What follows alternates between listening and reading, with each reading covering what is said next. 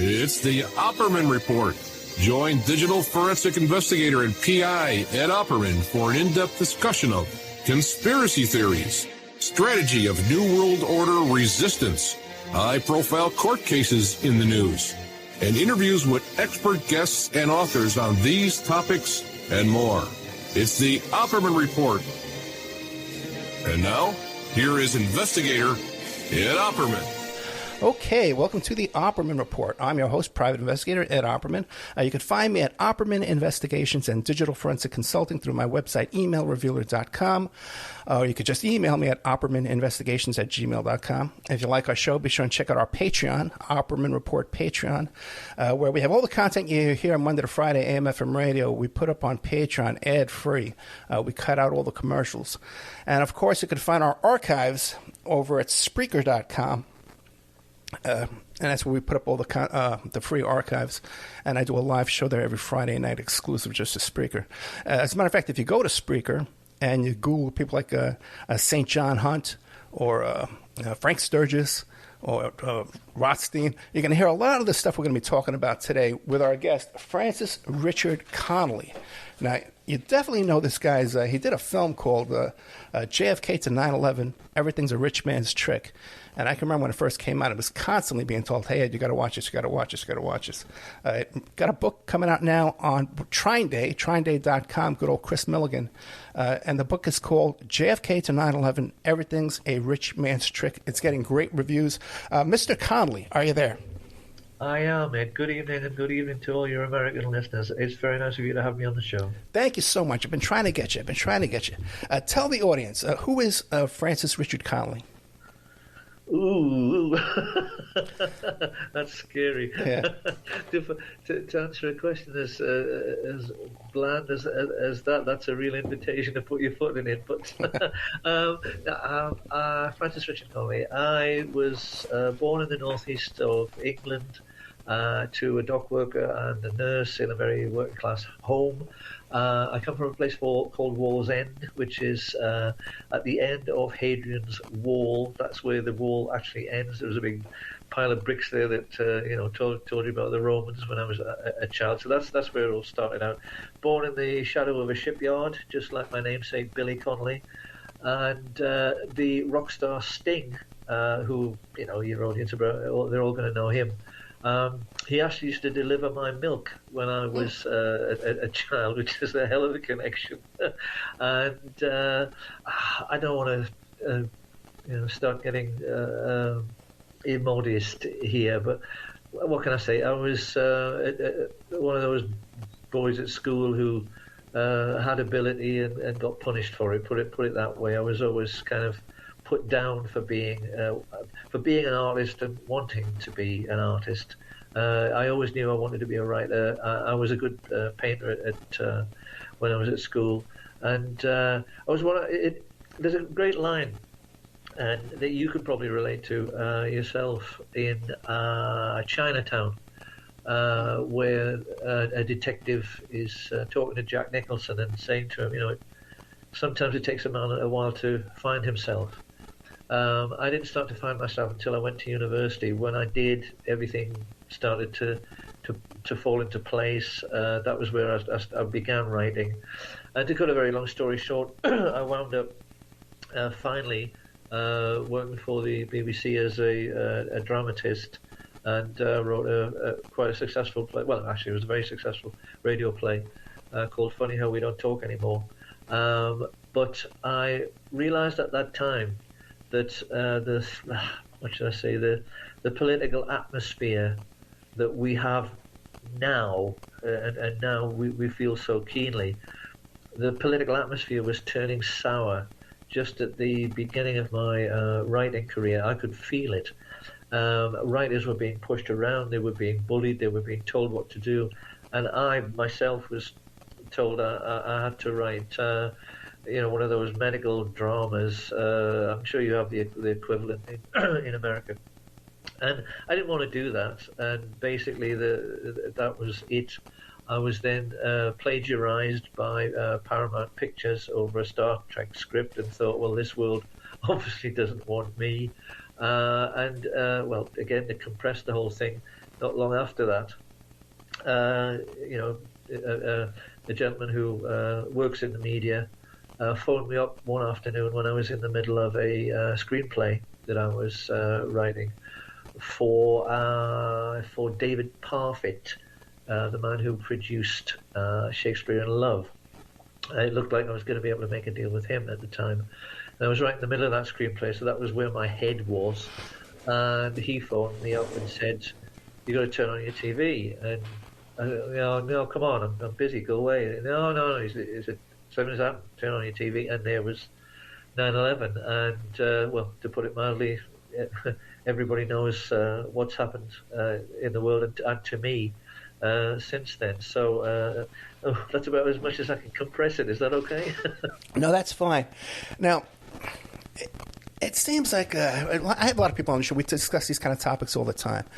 And a lot of people will say, well, I first became awake, I first became aware, started looking into all the things after 9/11.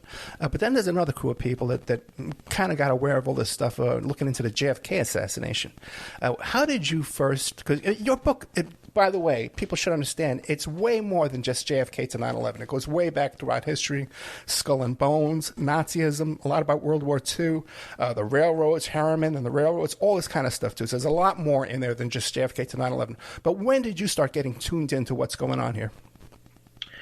On the day of the assassination, that's when it really. I've got a technical problem here. That's when it really kicked off. And I was talking to my publisher, who you've just mentioned, Chris Milligan, for his radio podcast, and what I brought up there was that every child, I think, has some event in their childhood where they're traumatized. Sometimes it's because their father hits them when they thought they didn't deserve it, or they see their father hit their mother. I remember the Richard Conolly interview where he said, he related this thing where his father would come in from working as a brakeman on the railroads, and he would beat him up with his fists when he was like 8 years old. And then when he went crying to his mother would hit him with a broomstick. And that was how they manufactured the monster that was Richard Conolly. It was a terribly sad story. The big dramatic and traumatic event of my childhood was the Kennedy assassination. It hit me so hard because it hit the community that I lived in so terribly hard. It never occurred to me until years later that part of the reason was that I was brought up as an Irish Catholic, and my mother came from a place called Galbally, which wasn't too far away from where Patrick Kennedy, the Kennedy oligarch, I beg your pardon, patriarch, oh geez, what did I say? The Kennedy patriarch, that was where he began, and so I think that without even realizing it, I felt some kind of kinship with the whole Kennedy clan, really. So that like I say, the trauma on the day hit me so terribly hard. It was terribly upsetting. It went on for months, and it never let me go. And I have related in the book that later on when we studied the Kennedy assassination in school, I was never, ever satisfied with anything that I heard about it. Every time that there was anything on British television, it always seemed to me to be avoiding the issue, always seemed to be muddled. It always seemed to be produced by people who didn't know what the hell they were talking about. And so, because I'm a writer, I couldn't let it go. And it was one of those things, why did it grab me so much? I don't even know if a psychologist could ever figure it out, but it was just one of those things. I had to know the truth. I just had to. I'm sure there's millions of people out there who will be nodding their heads as they listen to my voice, thinking, well, yeah, that's exactly how I feel. And I just kept grinding away, reading everything I could, finding every scrap of information, until the day that finally I got it. Now, I was just watching the film yesterday, And it seems like you glorify the Kennedys, that you think that they were very good men and not involved in because you also talk a lot about organized crime, too. But then tomorrow I'm having a guest on, Mike Rothmiller, who's a former LAPD intelligence officer, and he's talking about his new book about the murder of Marilyn Monroe. So now, what do you make, though, of the Kennedys and their involvement with Frank Sinatra and all those all those characters and the allegations of the Marilyn Monroe murder? Well, that's been very well gone into in several books that I've looked at. If any of your listeners want to sort of have closure or some kind of satisfaction as to what really went on with that, I suggest they read Double Cross by Sam Giancana Jr. I'm not saying that one can never discuss this. Don't get me wrong, or that is the last word. You know, we're talking about the shadow world of intelligence, and right from the very beginning of this, the very first warning that I was given by Malcolm Brinkworth, because he was the first big producer who would talk to me about this. The very first thing he said to me was, there's disinformation in everything. And there absolutely is. But, you know, I have looked at all of the information on every one that you can get hold of. I've read about, you know, Kennedy's private life, looked at Ted Kennedy's private life, etc., etc., etc. I think that if a fair man and an objective man approaches the entire history of that period, I don't think you can come to any other conclusion other than that when you find negative things, negative innuendo, any suggestion that the Kennedy brothers were in any sense bent or in any sense were, you know, gangsters themselves, I think that what you find is misinformation. I could not have been clearer about his father. You know, Joseph P. Kennedy was definitely involved with the mafia. He was a bootlegger. That's why they called him Bootlegger Joe. Yes, he was rough stuff, and yes, the picture painted of him up until my work anyway was a very false one, because he was ambassador to Britain. But nobody's ever presented to me any other evidence other than that Marilyn Monroe was murdered by once again this sinister, you know, joining of the CIA and organized crime. I've never seen anything else that would convince me otherwise. I do think that from the autopsy reports and various other sources that it looked like she was murdered by some kind of poison suppository, which is the most disgusting and vile way you could ever imagine to kill a beautiful woman. I do think that's how it's done. You may have other information, but that's how I think it was done. I don't glorify or deify the Kennedys in any way. I don't do that to anyone, Ed. They were men. They were men living in a very dirty society at a very, very difficult time in history who were just doing their best. I don't, you know, put any kind of sainthood or any kind of halo around the head of Bobby Kennedy or Jack Kennedy. I know they were just men. But I do believe that the pair of them were very special because they were, for that period in history, exceptionally bright. And the fact that JFK ever got to the presidency proves it. I do believe that he outwitted the mafia. I don't think, as I say, that either man was a saint, but I don't believe that either that they ever did anything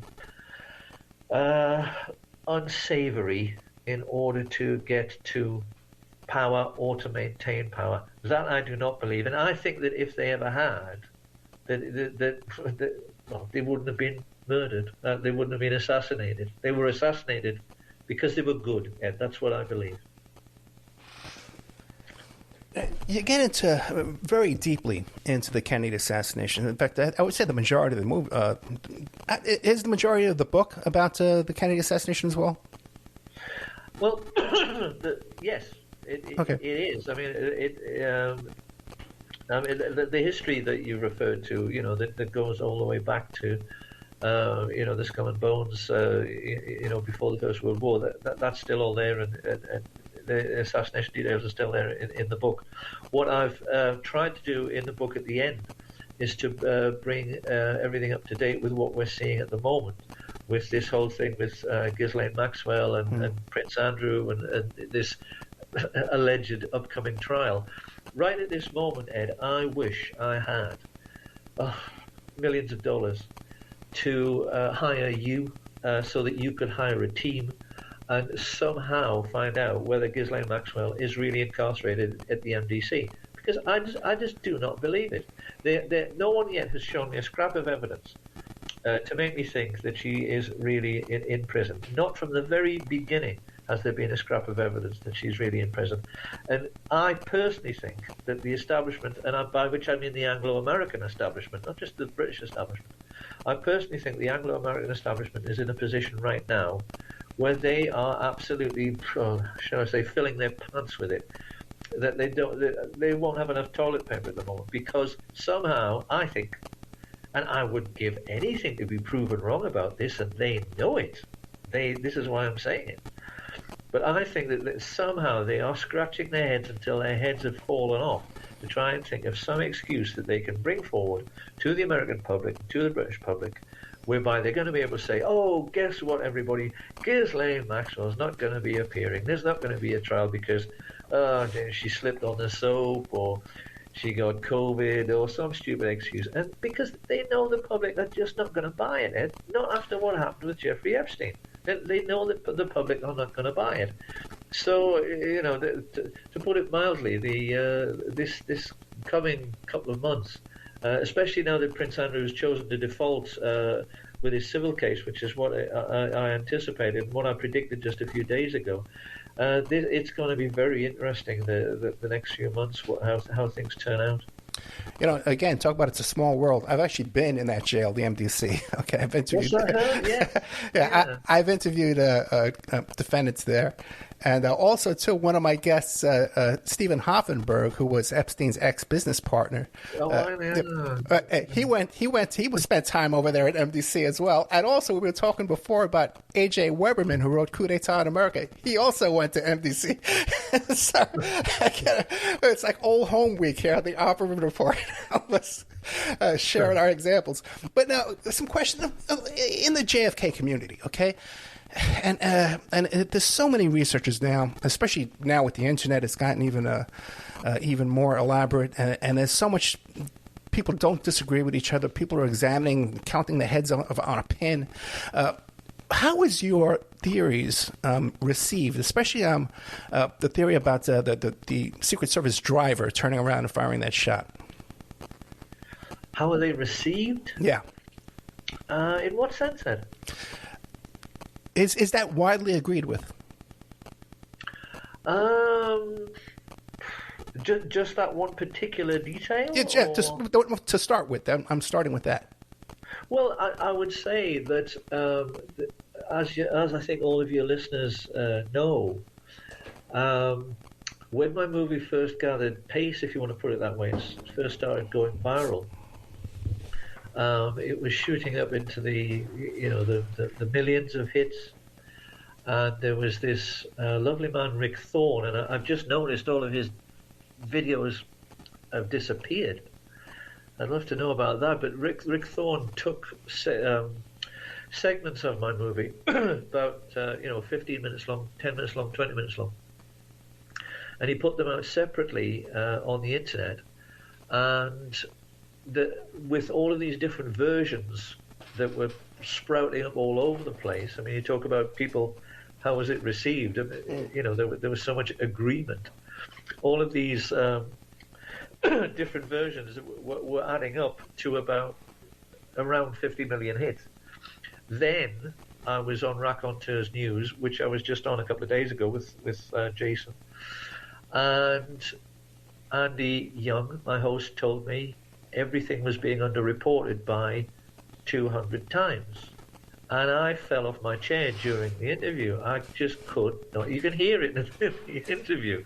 I could not get over it because it immediately struck me. Well, that must mean that it's been, watched over 1 billion times. So in terms of how is that detail, that particular detail, and all the other details being received, I would say that it's overwhelmingly that people have agreed with it and have been glad of the information. Now, also too, and I'd like you to really to elaborate on this and explain to the audience. In your publication, you have a theory that Tippit was used as a double with JFK, and the body was actually replaced, and there was some surgery done on the plane. And I've had another guest on the show. I've heard this story before about the hospital, and there was all this driving around, all kind of weird stuff going on, but never to the depth that you've portrayed here in your book. Can you explain that whole story about how you believe that JFK's body was, they did surgery on the plane, and it was some kind of a swapping with Tippit's body parts? Well, when I was putting that together, I was simply using logic, Ed. That was all. I was, going over this with a fine-tooth comb because most of the details that people are now familiar with during that section of the film came from the work of David Lifton. And no one ever reads his book because, as I've said, I think in other interviews, most people couldn't lift it. It weighs a ton. It's absolutely huge. This amazing work where he has this protagonist all the way through called Leslie J. Weebeler, this awful man who he's sort of fighting all the way through. And but Lifton's work was just absolutely outstanding.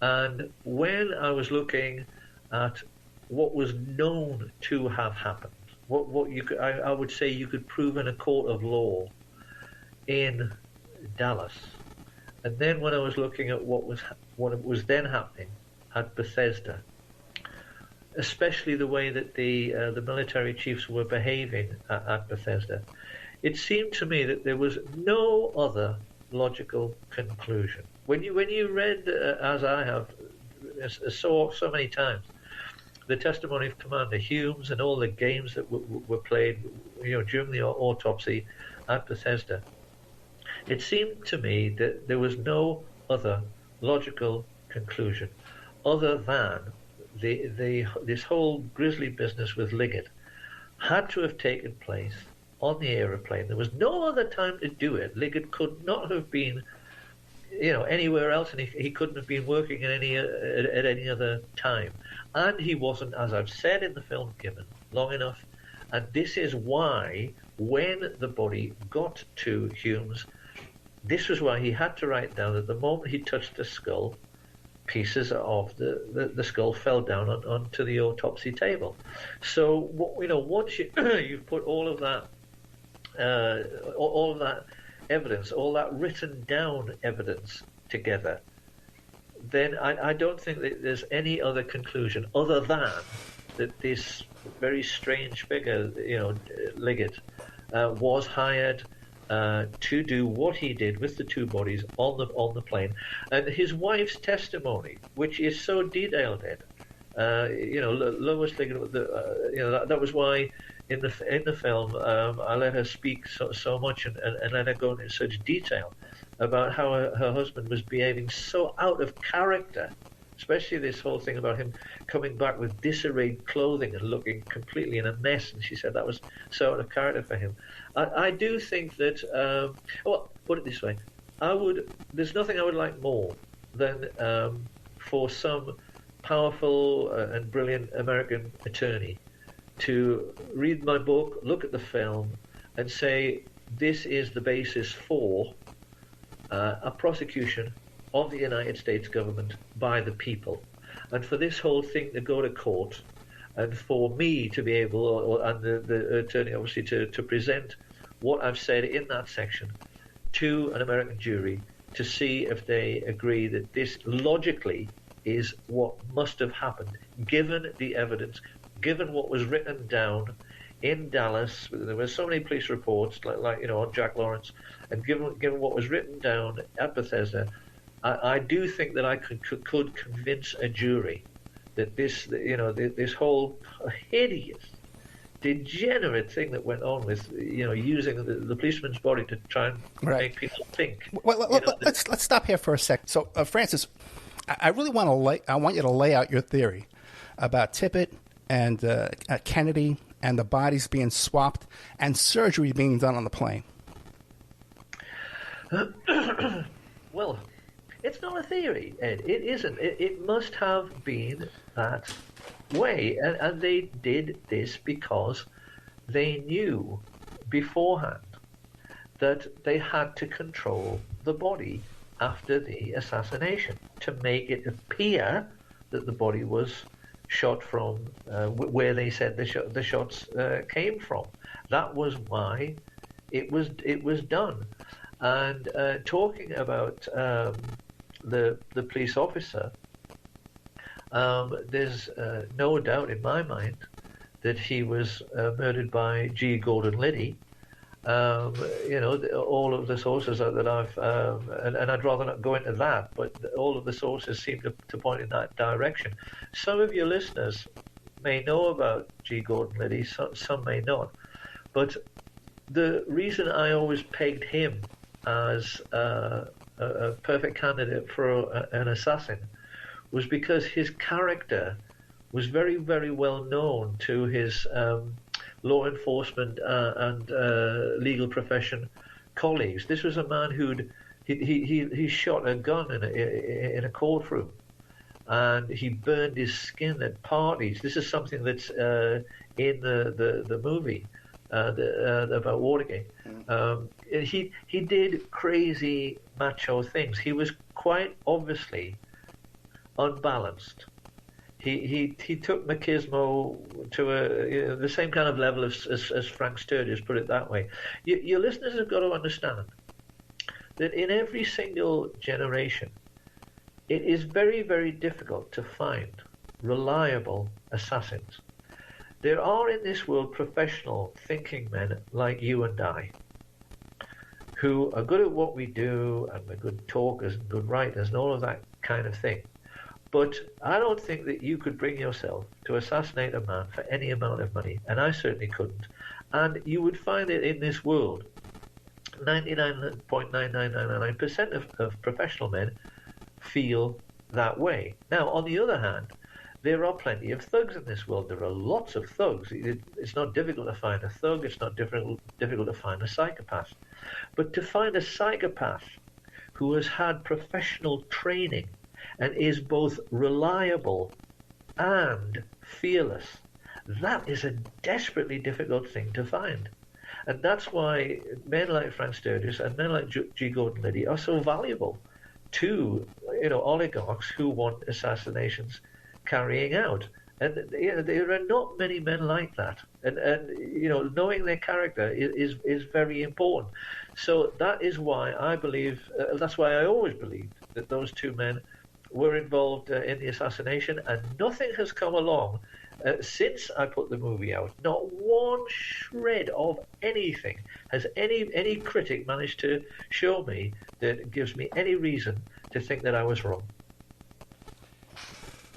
Hey, what about this latest revelation just came out last week about that guy? They call him the Monkey, who was one of the Bear Pigs guys, and he claims that he was involved in the JFK assassination. Did you have him pegged as one of the shooters? Oh, tell me more about this, Ed. The Monkey? What's this about? Before. Yeah, it just came out just the other day that he told his sons that he was involved in the JFK assassination, and he was one of these Cuban.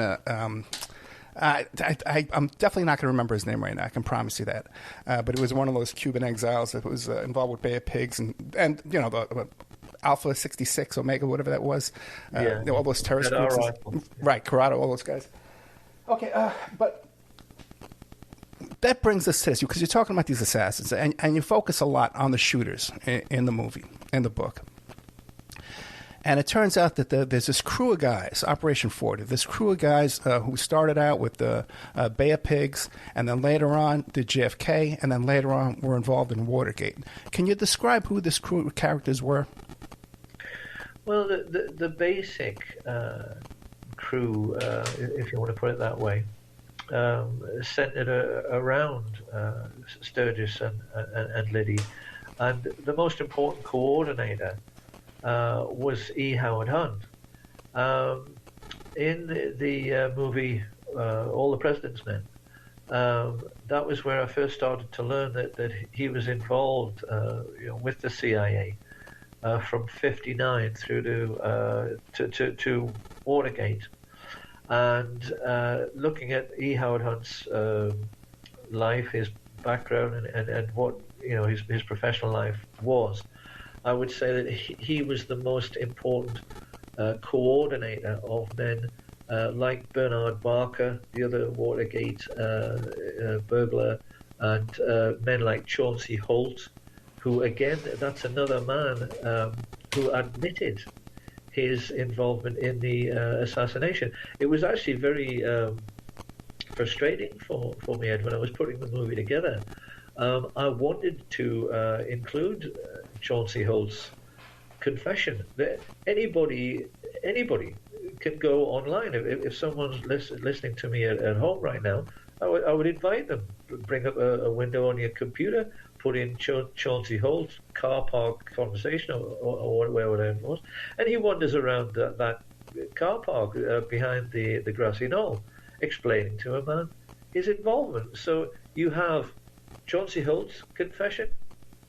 You've then got the confession of Woody Harrelson's dad, Charles Lloyd Harrelson, and you've got Marita Lorenz saying that Frank Sturgis told her, well, who gives a damn? Yes, I did it. No one's going to prove it. And she had given evidence under oath to that effect as well. So, I don't see how anyone now can possibly doubt that there was a conspiracy. That is beyond question. And my personal take is that, as I say, that E. Howard Hunt was the most important coordinator, along with George Bush and Jack Alston Crichton. Yeah, the Cuban I was talking about is Ricardo Morales, known as the Monkey. Yeah, I know.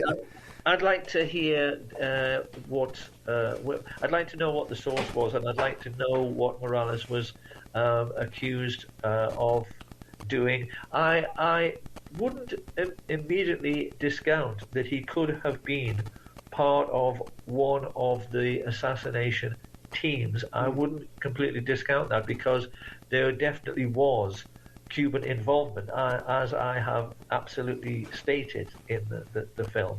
But I would like to know, as I say, where whoever has got that, because they are constantly trying to bring misinformation and disinformation into this thing, Ed, and to therefore keep spinning it out. I do not want it spun out now. As far as I'm concerned, I am a man who has solved the riddle once and for all time. What I want to do now is to move on and explain why it was done to the American people and to the world, and for what purposes, and and who did it. Because, as you said earlier, it all comes down to what effect did it have on us? Why do we live the way we live? That's what I think is important to tell your listeners now. No, I agree. We only have about 9 minutes left in this segment. And what we're going to do is we're going to have a two-part segment with Richard Conolly, author of JFK to 9/11, Everything's a Rich Man's Game. So tell us, throughout history, how do we get into this position we are in right now, where we have this 1% ruling us, and now things are just getting worse by the day. The rents here in the United States is just getting astronomical. We're having inflation. Gasoline prices are going up. And a lot of this, the people behind this is the oil industry, correct? Well, it's the oil men and the bankers mainly, Ed. But the question that you asked first, I come up against this all the time. I came up against it with Justin Stellman when he interviewed me, and I think that was one of my better interviews. If somebody wants to check that out, JSP7 with Justin Stellman and myself, I do think that that's an interview that's worth looking into. And as I say, that basic question that you've started out with. How is it that this has been going on for thousands of years, and how is it that we're still struggling with it now? And because I think a hell of a lot of people out there realize that this is human history. It's all about the 1%. Well, actually, it's nothing like the richest 1%. It's far fewer than 1%. But you always have, and George Orwell understood this, you always have just a tiny little number of oligarchs keeping all the money to themselves, while the rest of us have to live on peanuts. And in order to understand how that whole situation began and how it's been maintained right up until modern day, I still need to make another film to explain that. What I do want your listeners to understand about the way that things are now is that it is all of it, 100% of it, nothing but a rich man's trick. All of it, because it is totally unnecessary. I want your listeners to know this one fact. We could all be millionaires. The entire population of North America, everyone could be a millionaire right now if American society was directed to that end. It is possible. It could be done.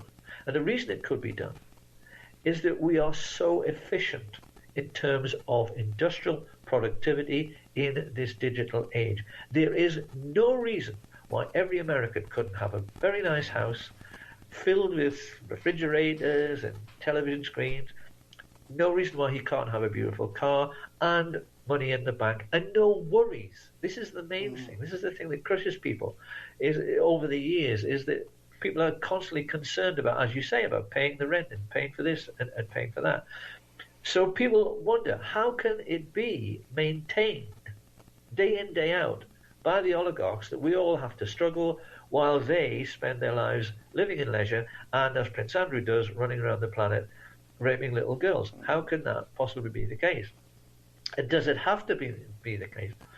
What I want people to understand is that it's about hierarchy. And this is, I found from the very beginning, is the most difficult thing to explain to a working man. It's about hierarchy and status. If you say to a working man, oh, don't you know that what they do is they start a war and then they sell weapons to both sides to make money? A working man gets that. That does not go over the head of a working man because, yeah, sure, he understands it. You want to make money, you want to sell guns, start a war, sell them to both sides. Yeah, that is simple. It's not so simple when you're trying to explain that it's about privilege. What I did right from the very beginning, when the movie first went viral and first really began to be talked about on the Rodrigo Soto show, Ed, was to try and say to people, look, you must have seen at some time a race course and looked at the stands at a race course. Because certainly if you go to any British race course, what you see there in front of you is the strata of society as it now exists. You have at the bottom tier the working class, and they're standing there with a warm beer and a ham sandwich. Above them, you'll see the middle class. And what are they doing? They're having a whiskey, maybe a gin, and they'll be eating a cocktail. They'll be having a nice salad.